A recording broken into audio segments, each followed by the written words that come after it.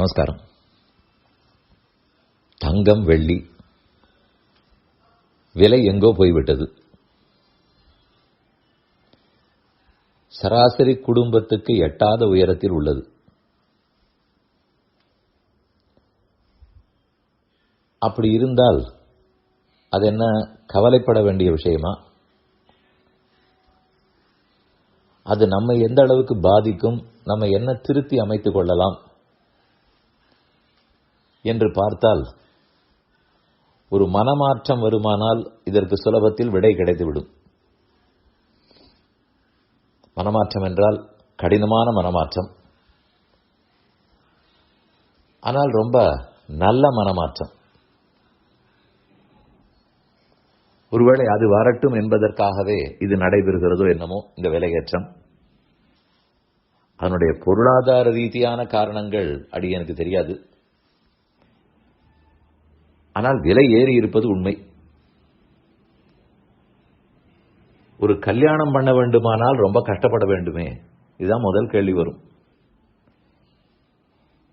ஏதோ நமக்கு நகை போட்டு அழகு பார்க்க போகிறோம்,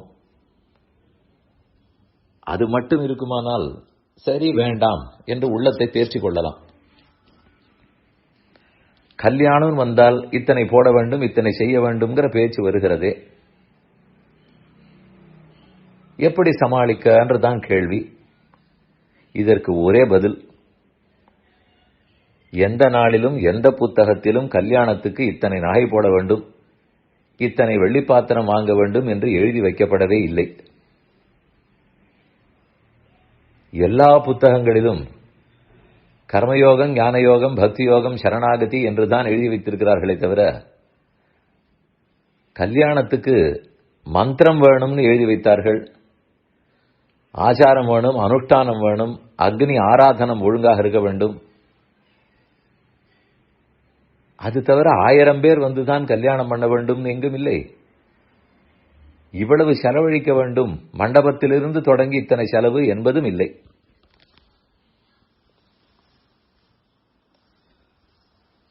செலவுகள் குறைய வேண்டுமானால் பெரிய பட்டணங்களில் பெரிய பெரிய சத்திரத்தில் பண்ணுவதிலிருந்து சின்ன ஊர்களில் பண்ண பழகிக் கொள்ள வேண்டும்.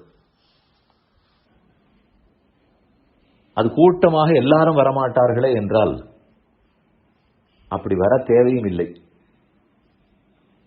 நெருக்கமானவர்கள் வந்தாலே போதும்,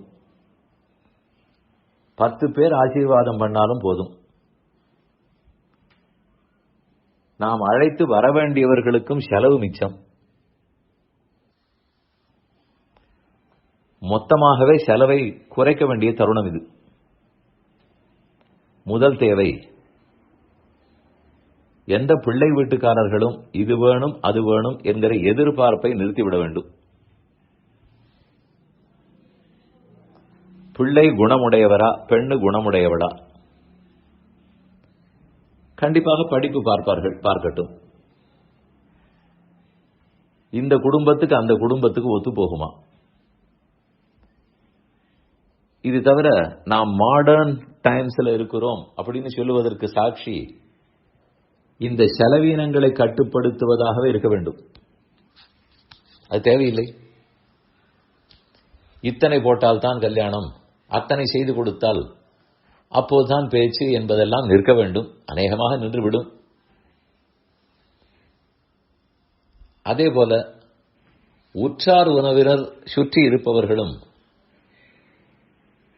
என்ன செய்தார்கள் என்பதை பற்றி விசாரித்து, அதை பற்றி பேசி, அதை பற்றி கமெண்ட் பண்ணி இது மொத்தமாகவே நிற்குமானால் தேவையற்ற பிரஷர் குறையும்.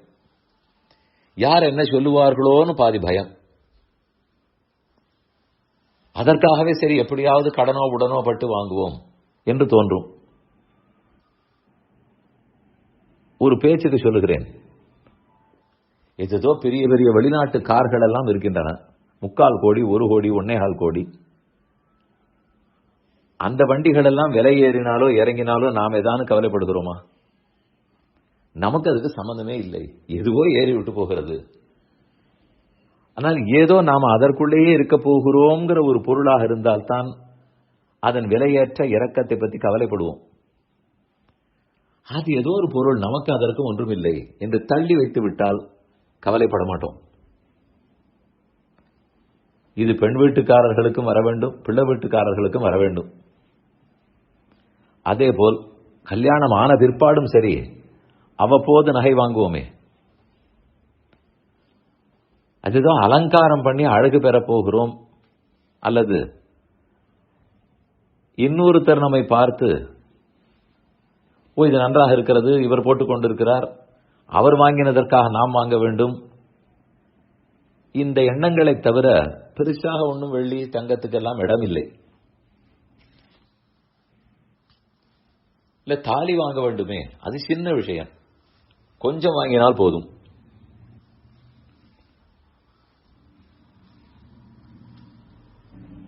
ஆகவே இதை பற்றின கண்ணோட்டம் மாறிவிடுமானால்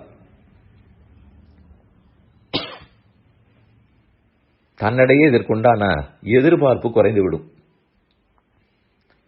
எதிர்பார்ப்புகளும் பேச்சுக்களும் குறையுமானால் தேவையே குறைந்துவிடும்.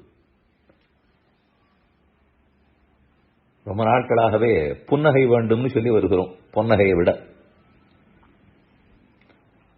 அதற்கு மெதுமெதுவே காலம் வருகிறது.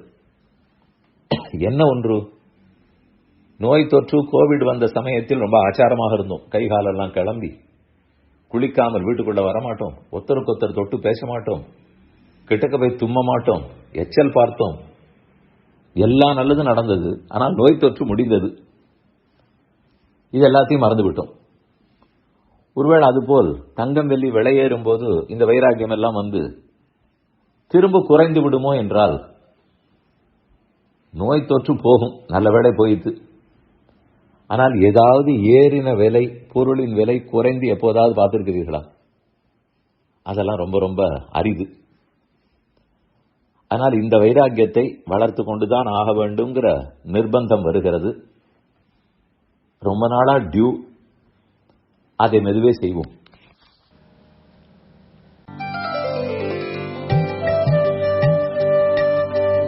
இந்த என் பணி ஆடியோவை உங்களுக்காக வழங்கியவர் வேலுக்குடி ஸ்ரீ கிருஷ்ணன் சுவாமி. இந்த ஆடியோவை தினமும் உங்கள் மொபைலில் பெற கிஞ்சித் என் பணி KINCHITENPANI